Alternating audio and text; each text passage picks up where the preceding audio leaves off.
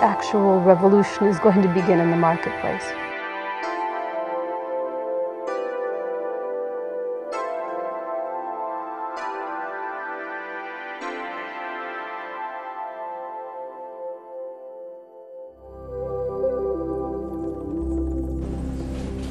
I'm Peter Hoffman, the owner and chef of Savoy Restaurant in New York City, and the national chair of the Chefs Collaborative.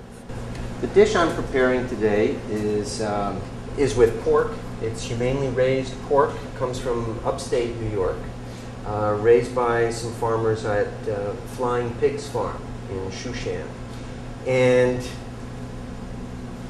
we love working with this pork because we know that the animals have lived a happy life, and we can taste that right in the meat.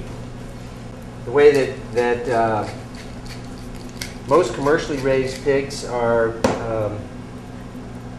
treated and the life that they live in this country is they're inside barns, and they don't get out, they don't get to run around in the mud, and it's not a happy life for them, and it doesn't produce very good meat.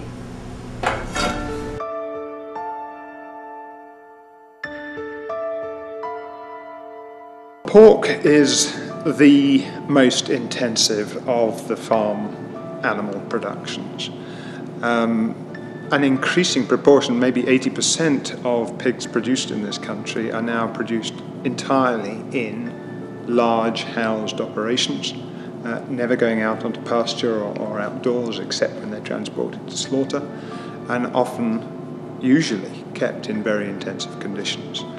Perhaps the most unpleasant of the aspects of housing here is the housing of the mother. While she is pregnant, which is about 3.5 months, she will usually be kept in what's called a gestation crate. A crate so small that she cannot turn round, it's only just longer than her body and wider than her body, kept there for 3.5 months, so all she can do is stand up and lie down. These animals develop stereotypical behavior, abnormal behavior, much like what you see in zoos when wild animals are caged. And they suffer very deeply when they're confined so extremely. You can get a higher production by concentrating these animals, but then the downside of that is when animals are stressed in these more artificial situations, they tend to be much more susceptible to diseases and other things, so that's why they feed them filled with antibiotics and other drugs. So it's sort of a vicious cycle. Antibiotics are used routinely even in healthy pigs, cows, poultry. They're used on a day-to-day basis. By one estimate, 70 to 80% of the antibiotics used in this country are actually fed to terrestrial animals. That's just a mind-boggling number. We recognize that this is still a much evolving field, that there's still lots of information that we need to have before we have totally satisfied that we have prevented any adverse effects in the human population.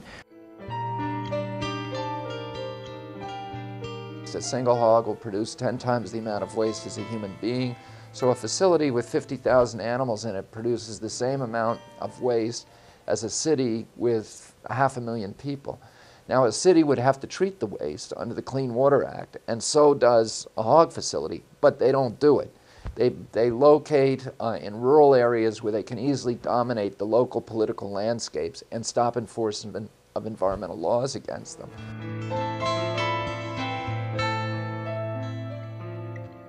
The argument that the industry makes is, well, we need to do it this way because there's billions of people in the world today, and feeding the masses requires this factory technology, this industrial technology. It's just not true. It's destroyed family farming in this country. 15 years ago, there were 27,500 independent family farmers raising hogs in North Carolina. Today, there are none. The choices our public officials have been making have facilitated the rise of industrial agriculture and the kind of environmental degradation and threats to human health and animal abuse that we see now beginning to dominate agriculture. All we need is the consumer to go into the store and say, how is this stuff raised? And if it wasn't raised outdoors, they shouldn't be buying it. And soon enough, the industry will get the message, and we can go back to this wonderful, proven methodology.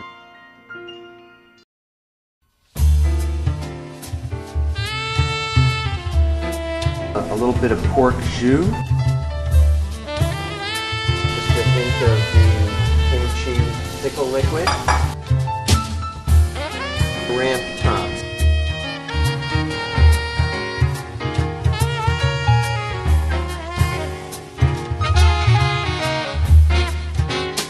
And here's the completed dish.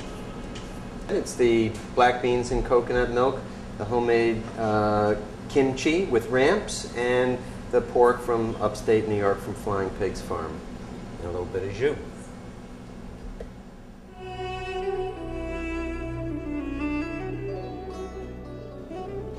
I'm Kerry Heffernan from the Madison Park Restaurant, and we're here today filming this segment based on some responsible food choices. I have these shrimp from Florida, which are actually raised inland a little bit, not in the typical coastal areas that often farm-raised shrimp are raised.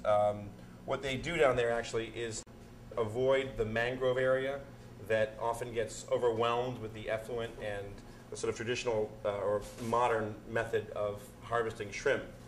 So we're going to make a very quick stock out of the shrimp shells, a little bit of the ramps, make a quick saute of asparagus, and put a few chive flowers and a little butter, and that's going to be it. The demand for shrimp is so high, it seems that much of the wild sources are being depleted. Farm-raising techniques are very detrimental to the environment. I believe they're going on in places like Thailand and Mexico, where I said the mangroves are overwhelmed. Shrimp are grown in pens, largely in Asia and largely in areas where huge areas of coastland have been cut down to accommodate the pens. I mean, you have high concentrations of antibiotics, high concentrations of feed, and all of this is to grow more shrimp faster in a smaller area. So in order to raise one species in one locale, one area, you need to use a lot of chemicals. You need to use antibiotics to prevent the spread of disease. You need to use pesticides, you need to use algicides, you need to use fungicides, because as in any monoculture, disease can spread very quickly. Algae, which likes one specific type of environment, will spread very easily if it's only one species that's being raised in the farm. And so since shrimp aquaculture is a monoculture, it's an intensive form of aquaculture, a lot of chemicals are being poured into these ponds. Cocktails, they're chemical cocktails.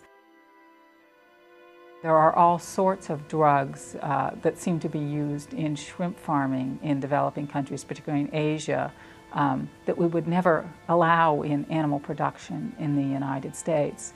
And in the past year or two, a number of shipments of seafood, particularly shrimp from Asia, have been tested and shown to be contaminated by chloramphenicol and other drugs that are actually illegal for use in Europe and in the United States because they are dangerous to human beings. Even small residues of the drugs might be dangerous. So drug use in the Asian shrimp farming industry is of great concern. The problem is that they're not testing the shrimp. Only 1% to 2% of all seafood. So the FDA really does not even know what the situation is. They do not know how much of the shrimp that's being imported to the United States has high residues of chloramphenicol.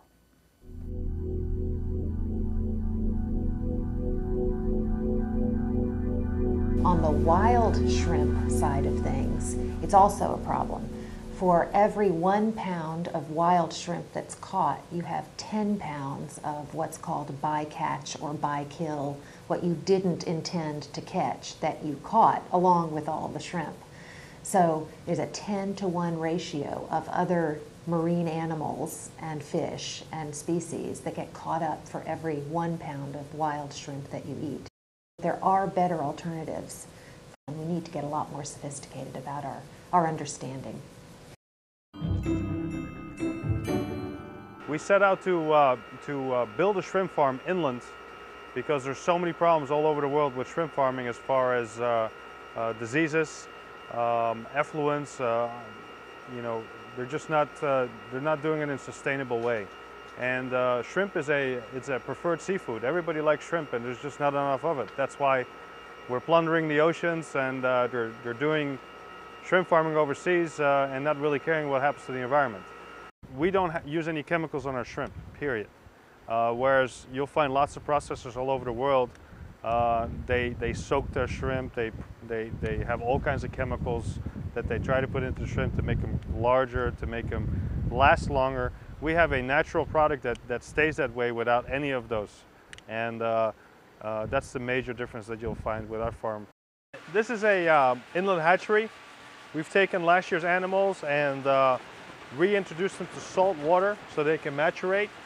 And real heterotrophic culture going on in here. And this is not something you would like, but it's perfect for the shrimp. They love it. These animals are left over from last year. See, they've been growing. These will be the mommies and daddies of the future generations.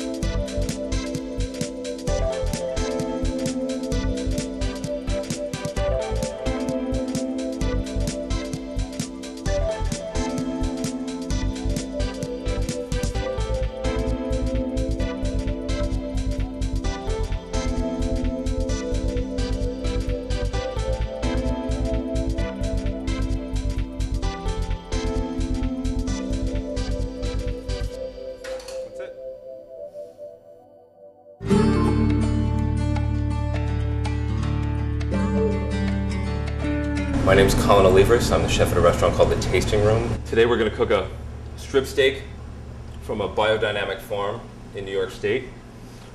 Chose working with beef. It's very prototypical of American food and American farm or not farm-raised food. A lot of beef is incredibly industrial. We produce a lot of this food that looks like what it's supposed to be, but it's sort of just representational of what people think it is. It's not really from a happy, living, walking around animal. They tend to view these animals as machines that produce beef. By buying humanely raised, small farm beef, you really help getting away from that and not supporting that sort of business and giving people something that's popular that they can understand in a way that's a little more responsible. So we're going to get this going in the pan.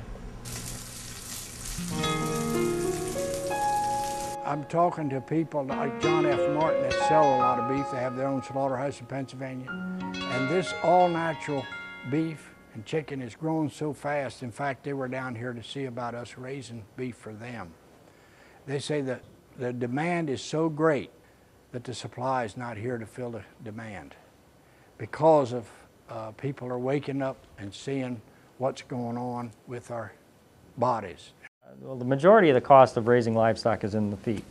And so it is the main goal of the livestock producers to put the right amount of nutrition in that feed at the lowest possible cost. So they will be looking for alternative substances, sources of nutrition that have value that will balance out their ration, and they're generally looking for lower cost items. The cattle producers found out many years ago that they can actually feed their animals chicken litter. They mix it with soybeans and they feed them, you know, chicken crap. I had a man back in the 80s tell me, Sam, you want to make money? I said, how's that? He said, mix grain with your poultry manure. But I will not. I never have, never tend to feed my animals poultry manure. Large-scale production systems, so-called industrial-style factory farms, you often have very large numbers of pigs or cattle